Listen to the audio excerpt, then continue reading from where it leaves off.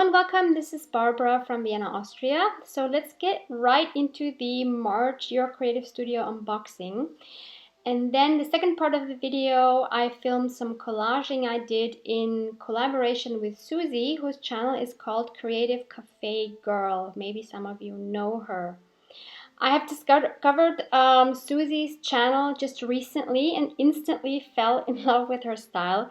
She has amazing tutorials and she's also into the grungy style that I so love at the moment.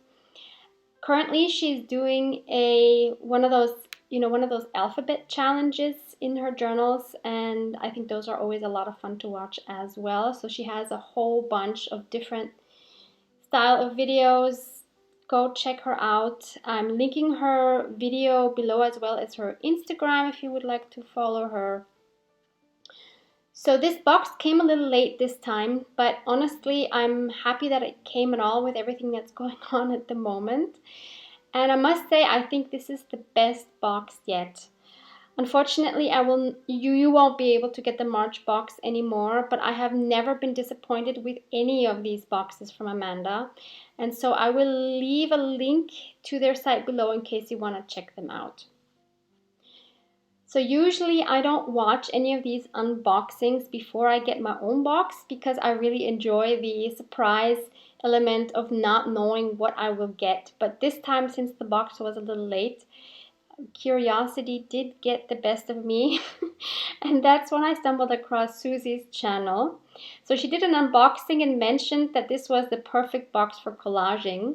So I immediately contacted her and asked her if she would be interested in doing a collage collaboration with me for this box, and I'm so happy she agreed immediately, and we came up with the challenge that each of us would be creating 4 journal pages using the products of this box and any other supplies that we have. I believe Susie is doing hers in A5 format and I'm doing mine in a standard traveler's notebook size so that I can fit them into one of my large DL-sized envelope junk journals, and I will list the tutorial for that below. There's 3 parts for that. And so this way you're actually getting collaging inspiration from 8 different journal pages. And of course you don't need to have this box to create a beautiful collage. And I am so curious to see what Susie has done because I know her pages are going to be absolutely stunning. So if you would like to go ahead and skip to the collaging part, if you don't want to see the rest of this unboxing, then please skip ahead to minute 5:52. Otherwise, please enjoy the rest of this unboxing first.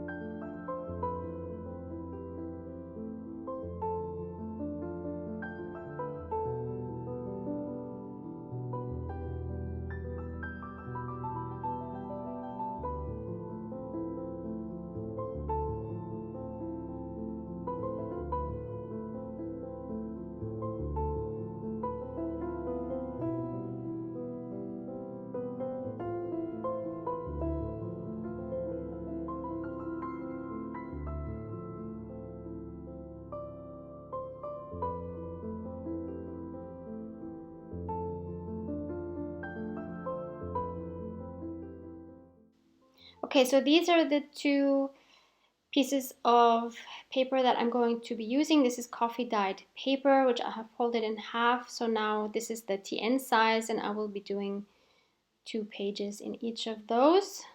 And I'm just showing you here so it fits exactly into one of my DL envelope journals. So let's start with the first page. And for this, I'm going to use a copy of a vintage photo as my focal point.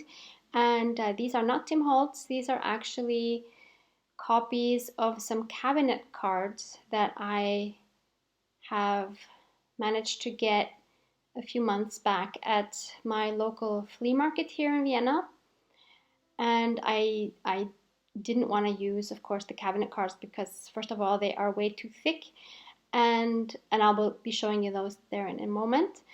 And of course, otherwise, also they are just too beautiful to use like this. Like I could not bring myself to use them. So, and because also the back sides of the cards are just absolutely gorgeous, and you will see those here. So these are the original cabinet cards, so they have different sizes. And I did my best to find mostly, I mean, here's 2 men, but I think all the other ones are either women or man and women together, which are much harder to find because most of the cabinet cards you find are of men, because, of course. But look at these beautiful backs. They're absolutely stunning. I should make copies of these as well and use them because they're really, most of these are just absolutely stunning. Anyway, so I needed to choose one from my copies, and I have printed those on 200 GSM white cardstock. And so looking at the size of my page, I'm trying to fit one that has a perfect size. So it was either her, because I liked that this photo was as long as it was, but I thought maybe it was a bit too big. And I really love this one here. So I was thinking one of those two would be the focal point, and I ended up going with that one because I just love that one so much. So next thing I wanted to do was to make it look more vintage. So I'm using my Stanley knife or X-Acto knife to just go along the edges and rough those up, and also tear 1 or 2 of the corners and try to like cut into it a little bit. So if you do this, please be careful and don't cut yourself. This is quite dangerous. Definitely not for kids. So next, I am taking the photo and I'm going to use my Distress Oxide, but I'm not using my blending brush. I'm using it directly to go onto the sides of my photo, because this way the lines are more harsh, they're not as soft, and that's the look I wanted for this photo. So now it looked very nice and grungy. Love that. So the next thing was to think about the background. So I wanted to choose one of these 4 papers that were in the box. And I wanted to, in the end, it was, yeah, between the black and the brown, and I chose the brown one. So I'm going to use my tearing ruler. And by the way, all of the links to all of my other craft supplies that I'm using, whatever I can, is linked below in my description box. So please go check that out if there's anything you're looking for. So I used that tearing ruler, this is from Joy Crafts, to tear off a piece of that, and I'm trying to use that as one of my background pieces. Next in this box were these little papers, and I decided to coffee stain them to grunge them up, even though they're cool by themselves because they are not stark white, but I did want a more grungy look even, so I am using a part of that to be a part of my background. And so what I'm actually doing with the background here is I'm trying to frame the photo somehow. so that all the interesting parts of my background papers would still be showing through at least a little bit. Now these were the other papers that were in the box, and these are really great. They seem to be all kinds of receipts, invoices, ledgers, things like that. So I wanted to use this one. And as you can see, I'm choosing similar tones of papers. I'm not mixing green with gray, with black, with brown. I'm just trying to stay more in the brownish range for this one.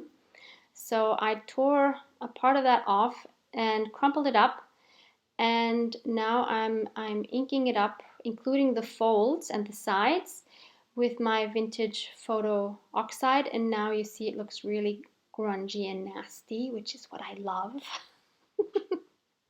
Some people might find this very strange, and I understand that, but at the moment this is really what I'm so much into.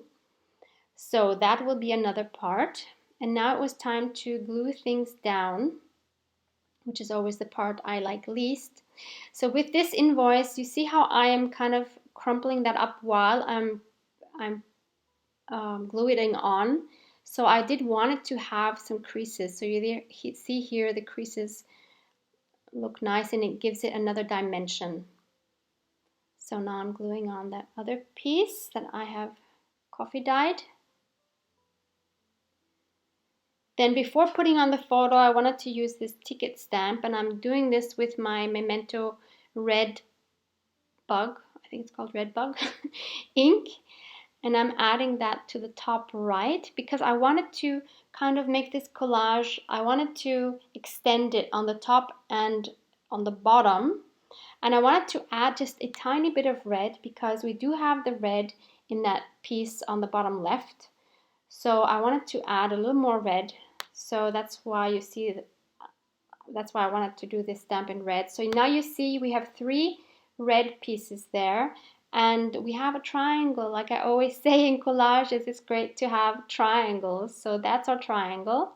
So now I was able to glue down the photo, and next I'm going to stitch along that side of the photo with some brown thread, and this is something I have learned from Susie. So thank you, Susie, for that inspiration. I love that look. And now I also wanted to add some of my masking tape that I have dyed with regular sepia calligraphy ink. So I do have a paper. I do have a video on how I coffee dye papers and how I coffee dye tapes and things like that. I will link that below as well. So I added a piece of that there, and I really love that look. And these are some of my favorite Tim Holtz washies, and these washies come in sets. So there's this one with the alphabet, looks like from an old typewriter. Love this one so much, and I just added that kind of over the other one, overlapping the other one. And I also wanted to add this one from the box. Has a really pretty design. So I'm trying to find a spot for that. So I tried it first up there, but then I thought, okay, I need to grunge this up a bit. It was a bit too white for me for this collage. So I first tried it up like that, but I did not like it. So thankfully you can take washi off easily. And I ended up putting it on the side there, which is where I liked it a lot better. And lastly, I'm going to add a little phrase. So in the back of this little booklet from the box, there was some empty transparent papers, which I think is awesome. And I'm going to use my Finnabair stamps. Now these I cannot link below because I got these in the States, I believe maybe from Michael's 2 years ago almost. So I don't know if you can still find them, but I love them so much. And I wanted to put the phrase there, dream without fear. So I'm stamping it on the vellum with my Memento Espresso Truffle ink. Now when you stamp on transparent paper, you always have to be careful because it takes a really long time to dry. So I cheated a little bit, and I went over it with my heat gun to make sure that it would not smear, because I have smeared it so many times. And then I did a messy stitching around it. Now I'm just trimming around the stitching, and I'm going to ink up the edges with my vintage photo. Then I'm going to use my tacky glue to glue that right on the bottom of the photo. And I realized you can hardly read that, but it's all right. It doesn't really bother me. I can read it, and it looks very grungy, so that's all that matters for this collage. So that's our collage number 1. Moving on to number 2, I'm going to open this page and work on the inside right page. And this time I wanted to not only stick with the browns, but I wanted to bring in another color. And looking at these papers from the box, I decided to go with a little bit of green. So this time I'm working a bit differently on this page. I'm not choosing my focal image first, but I'm actually starting by choosing my background papers. So this was the first paper I chose, and I decided to only use that beautiful top part of the invoice. And I'm also going to glue the papers down one by one, which is something which is always kind of scary for me to do, because I could easily, change my mind, but then I can't because it's glued down. But I did want to challenge myself this way. I like to switch it up a bit. And this paper here was actually in one of the previous Your Creative Studio boxes, and I've also coffee dyed it. So that's going to be another background paper. And the border you see around this little paper was green. So that's why I thought it would work well. Now this is, of course, also from the box, so I wanted to take a piece of that, and as you can see, that also has some green in it. So everything is working together beautifully. And what I really love about these boxes is you can basically use anything in the box and they will all go together so nicely. You don't have to think about what goes with what. It's like it all fits. It's really put together so well by Amanda. That's why I love these so much. Now these are the sticky tickets that were in the box. So I wanted to use those as well. So I'm taking off 2 of these, and I'm also going to ink around them. And I'm going to find a place to stick them. So I always try to stick things down so that they overlap some edges. And then I chose my focal point, which was this little cute girl by the chair. And yeah, I want torn edges again. Actually, not again. We didn't do that with the first one. We used our X-Acto knife, but this time I'm just tearing it with my fingers all around. Then I'm going to distress it with the vintage photo, and you see the effect is different than on the first photo where we used the ink directly without the sponge. Now I have a doily that I recently coffee dyed, so I wanted to use part of that, but this one actually I thought was a bit too big. So I decided to try with a smaller one, and I did like that one better because I didn't want my whole collage to be covered up with the doily. So I'm using that, and I also wanted to see if there's any green images in this little booklet with the transparent images. So I find 2 in here. So one is that green ticket and the other one is this guest check. And I'm cutting around them because I didn't want the border.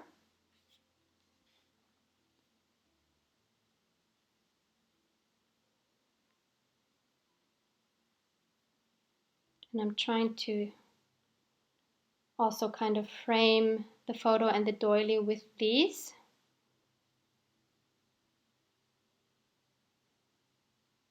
Adhering them with my glue stick. And transparent paper I find is always a bit tricky to adhere because I find that the edges always tend to curl up. So you really have to make sure it's adhered well, and burnishing it with a with some tool works pretty well. So I wanted to use my ticket stamp again, but this time with the espresso truffle ink because I didn't want any red in here. So I'm adding that to the top.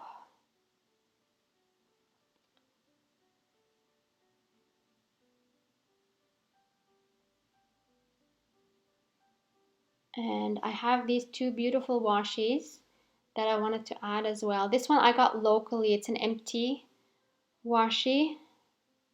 Absolutely beautiful. It's like a, I don't know, like a swamp green, I guess, or navy green. I don't know what you would call it. They don't really have names or numbers, so unfortunately I cannot tell you. And this one is from a German shop, which unfortunately only has a German website. I will link it below anyway. It's called 100% Mosel, which means 100% Mosel. Mosel is actually a river in Germany. They have amazing, amazing washis. But yeah, as I said, only available in German, the website. So after adding those, I wanted to adhere the doily. So easier than putting the glue on the doily is to put your glue on the surface because it is so fragile. And then gently go over it with your whatever. I'm using a kitchen towel here, but you can use a baby wipe to get rid of the excess glue. It's very important, otherwise it will stick to everything. And lastly, we're going to glue down the photo over it. No, not lastly, there's something else. Yeah, then I have this lace, which I really wanted to use. So I was trying to figure out a way to do that. Oh, and I actually sewed on the left there as well.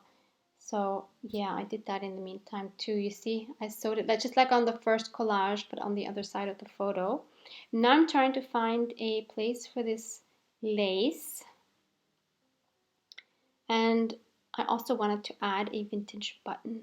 So I have these off-white vintage buttons, which I thought would work really well.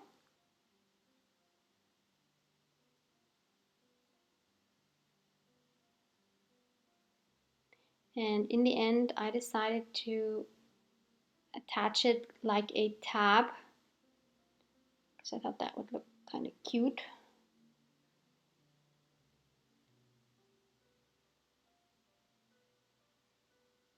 So I'm just shortening that a little bit. Then I'm going to glue that on with my tacky glue right over the edge of the page.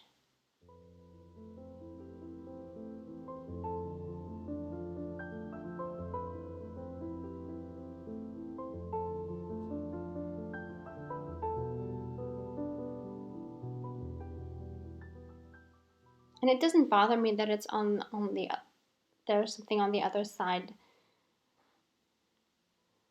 And then I'm going to sew the button through the lace and the page with some off-white twine.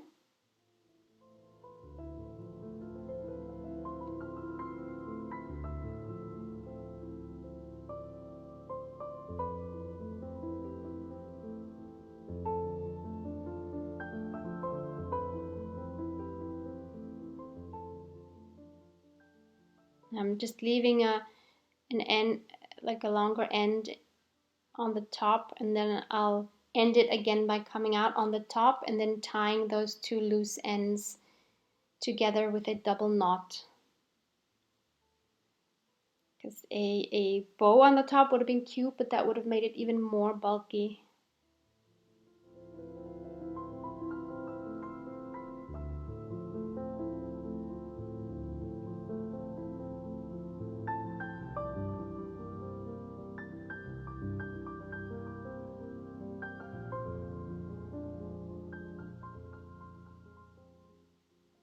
Okay, there is our second collage.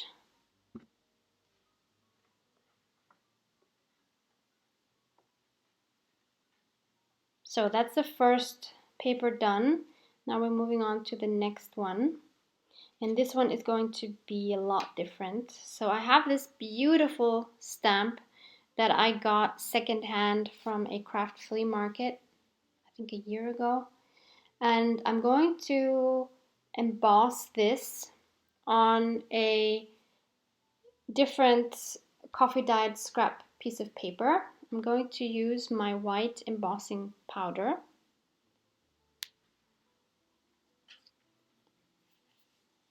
And this is going to be my focal point for this page. So I'm making my own embellishment.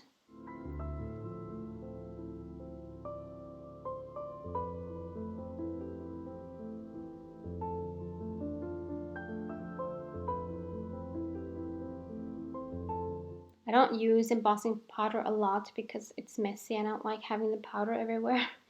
But it does give you a really cool effect, so that's why I wanted to use it this time.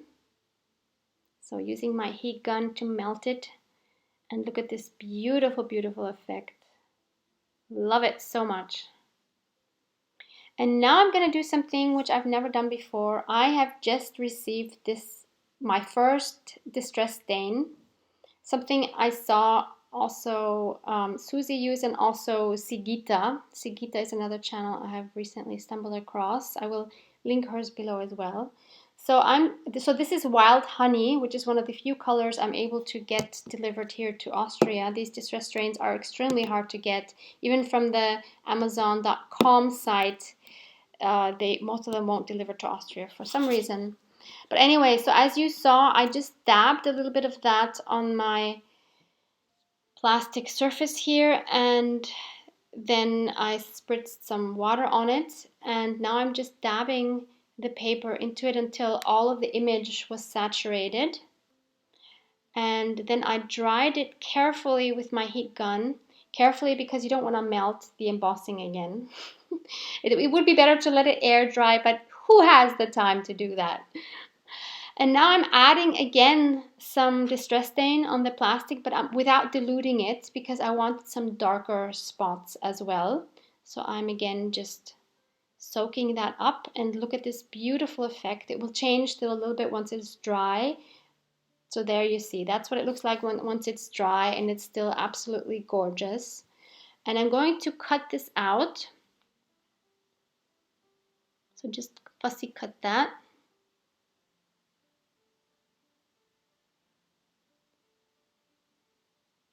And that will be our embellishment for this page. Of course, if you don't want to emboss, or if you don't have the possibility to emboss, just stamp something, maybe on a nice background, and cut it out and use it as an embellishment. We don't always have to use bought embellishments. We have so many opportunities to make our own.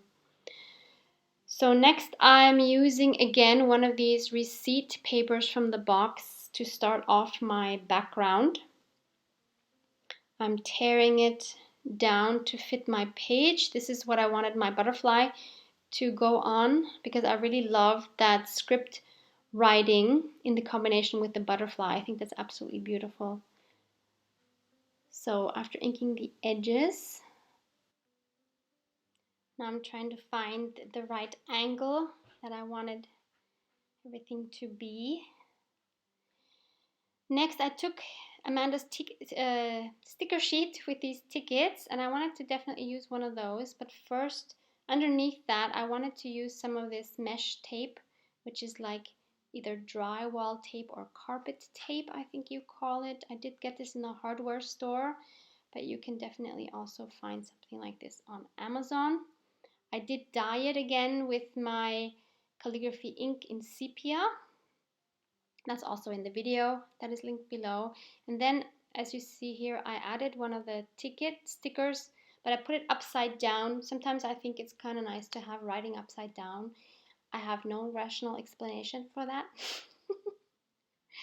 And now I'm also adding a piece of my very, very much loved grid washi. This is from AliExpress.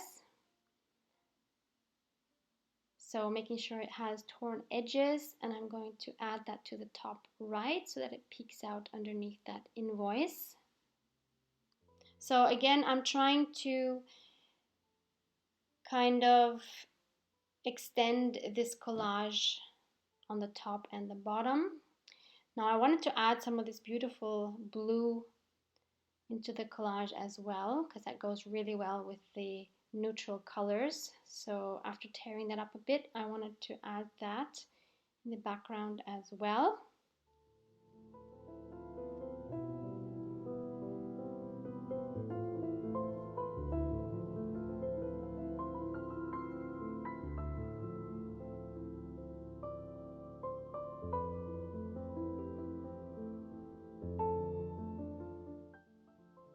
Next, I wanted to use again one of these empty transparent papers with this stamp.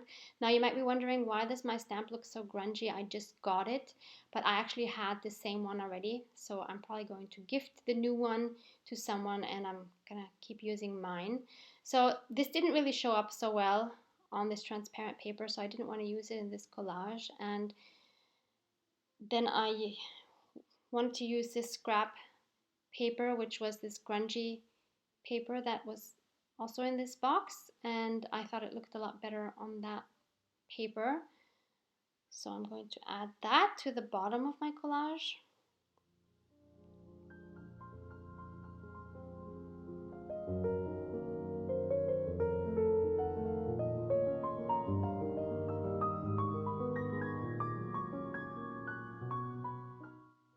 And I wanted to add some more blue elements because that one on the top was a bit lonely.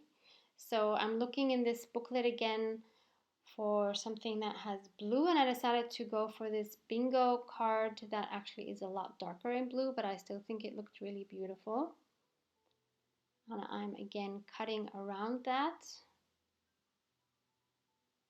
trying to find the right placement. Somehow it wasn't working for me on the bottom there, so I added it next to the other blue, meaning that I needed to balance that on the bottom with another blue. So I used another part of that same ticket that is on the top. This part that has the slightly darker blue stripe, and I'm adding that right there. So now I think it balances it really nicely. So we have 3 blue elements, even though they're not all the same. We're going to add another blue element to the right bottom cluster.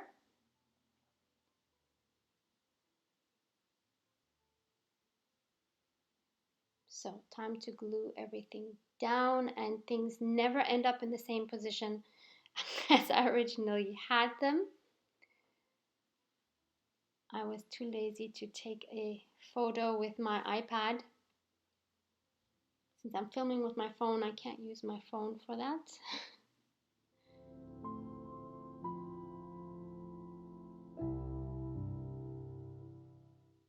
All right, and after putting down that beautiful butterfly, I wanted to add another word. So I have these stamps, which are also from about 2 years ago from a stamping magazine I also got in the States at one of the craft stores. And I wanted to use this hello script. And I'm again using these transparent papers, and I'm using some random blue ink that I had, and that turned out really beautifully. And again, making sure that it's really, really dry before you do anything else with it. I then tore around all the edges really close to the word because I wanted this paper to be as small as possible. And after inking around that, I am just going to use my glue stick to glue that kind of over the wing a little bit and over the other blue piece. So that kind of forms a little cluster down there. And again, we have 3 blue items, and we have our triangle. All right, moving on to our last collage. This is again going to be a little bit different. This time I'm starting off by covering the whole page with background papers. And I'm using fairly large pieces. I just wanted to make sure the whole background is covered with fairly neutral colors and different elements of interest, but nothing too dominant. I wasn't sure yet what my focal point was going to be, so that's why I wanted to keep everything kind of neutral. You see, with this one, I didn't stay completely in one tone. So for this one, I wanted to have more neutral, different kinds of shades and different tones of neutral.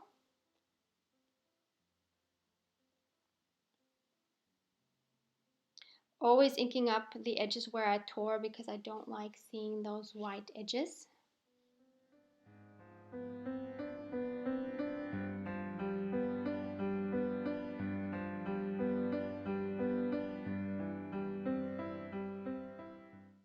So if you're new to collaging, it's always easiest to work with neutral colors because you can't really mess anything up that way. if you use a lot of bold colors, it can look very messy and uncoordinated very quickly. So this is my last piece to cover up my background.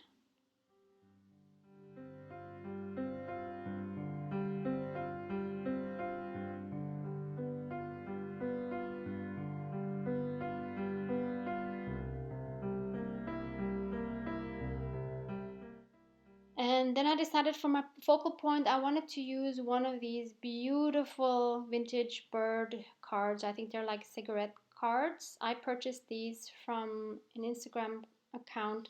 I will again link below the Instagram accounts that I sometimes buy things from. They don't always sell the same items. They have different items. Usually they sell once a week. You have to just follow them and see when they post what. There's no other way to do it. So these are from the Netherlands, and I had 4 that I wanted to choose from, and I ended up going with this little cutie. And I am of course inking up the edges, thinking about where I want to place him, and then thinking about how can I frame it a little bit more. So I have this cheesecloth that I dyed with coffee dye, just dipping it into my coffee mixture. If you've never done that before, actually this was my first time doing that as well. It's so quick. You just dip it in your mixture and you squish out all the water like you would do if you're washing your clothes, and then you let it dry. That's it. You have beautifully dyed fabric or lace or cheesecloth in this case. This is some baking paper, or maybe you say parchment paper. It's what we use to put in the oven, and it comes in this beautiful brown color. We have it white as well, but it's a non-bleached type. So I am crumpling that up to give it some more texture.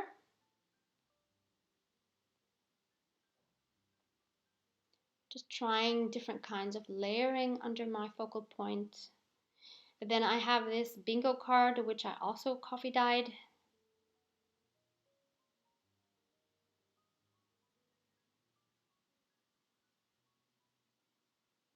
And I have this little index card, which obviously is also coffee dyed. And if you want to know how to get these beautiful spots, that is something I cover in the coffee dyeing video that is linked below. I definitely wanted those 2 little notches showing. So after I glued everything on, lastly I'm gluing my bird on, and you see I didn't put him on straight, which is what I usually would have done. I'm putting him on at an angle and I'm trying to roughen up the edges, curl them up a little bit around him. They're totally going to get flattened again once this page is in a book, but for now it has a little more dimension. Next, I'm adding this absolutely gorgeous Tim Holtz washi, which again came in one of those 2 sets that I bought. Adding that on 2 different places on top of the image. And lastly, I also wanted to add a word, so I went through my stash and I found the word faith, and I thought that was perfect for the time we're living in. I think we all need a little bit of faith that soon things will go back to normal again. So after inking the edges with my espresso ink, I am again cutting a piece of that cheesecloth to frame it, to make it stand out a little bit more, and then I'm gonna glue that on with my tacky glue.